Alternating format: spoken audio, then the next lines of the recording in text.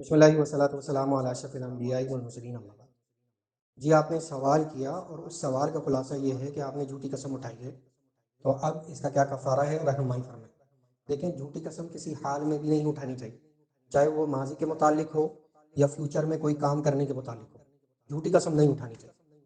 مثال کے طور پہ ماضی میں کوئی واقعہ ہوا، کوئی مسئلہ ہوا اور آپ نے اس میں جھوٹی قسم اٹھا کے کہا کہ ایسا نہیں ہوا، ایسا نہیں کرنا چاہیے، یہ بھی ناجائز ہے اور حرام ہے۔ اور اسی طرح کوئی کام ایسا جو دین اسلام میں ممنوع ہے اور اس پر آپ نے قسم اٹھا لی کہ میں تو یہ کام کروں گا۔ مثلا ایک حدیث میں تذکرہ ملتا ہے کہ ابن عباس رضی اللہ عنہما کے پاس ایک خاتون آئی، اس نے کہا کہ میں نے اپنے بیٹے کی نظر مانگی ہے اسے قربان کرنے کی۔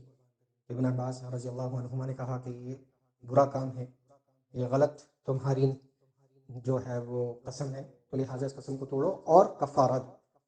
تو بتانا مقصود یہ ہے کہ ماضی کے متعلق بھی آپ نے کوئی جھوٹی قسم نہیں اٹھانی ہے، اور اسی طرح ایسی بھی کوئی قسم نہیں اٹھانی جو فیوچر میں آپ نے نہیں کرنی، یا ایسی بھی کوئی قسم نہیں اٹھانی جو فیوچر میں دین اسلام نے آپ سے کرنے سے نہیں روکا ہے۔ تو ان دونوں صورتوں میں آپ نے ناجائز کام کیا ہے، حرام کام کیا ہے، تو لہٰذا دونوں سے بچنا چاہیے۔ نہ ماضی کے متعلق جھوٹی قسم اٹھائیں اور نہ مستقبل میں کسی چیز کے متعلق جھوٹی قسم اٹھائیں۔ جھوٹی قسم اٹھانی ہی نہیں، یہ حرام اور ناجائز ہے۔ اب نمبر 2 کرنا کیا ہے؟ دیکھیں علماء میں اس میں اختلاف ہے۔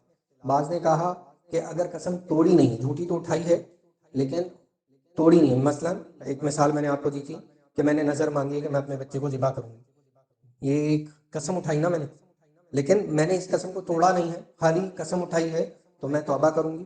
اور اگر میں نے اسے توڑا ہے، مثلا یہ کہ یہ کام میں کر ہی نہیں سکتی، دین اسلام نے اس کی اجازت ہی نہیں دی کہ اپنے بچوں کو قربان کرے، تو یہ غلط نظر ہے، غلط قسم ہے، تو لہٰذا اس کو توڑنا پڑے گا۔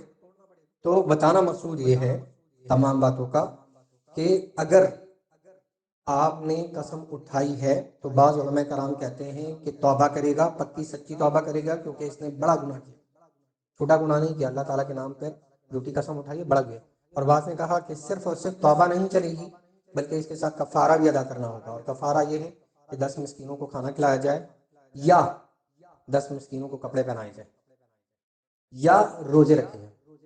اگر 10 مسکینوں کو آپ کھانا نہیں کھلا سکتے، 10 مسکینوں کو کپڑے نہیں پہنا سکتے، تو پھر آپ کم سے کم 3 دن کے روزے رکھیں۔ یہ ایک قسم توڑنے کا کفارہ ہے۔ واللہ عالم۔ حسن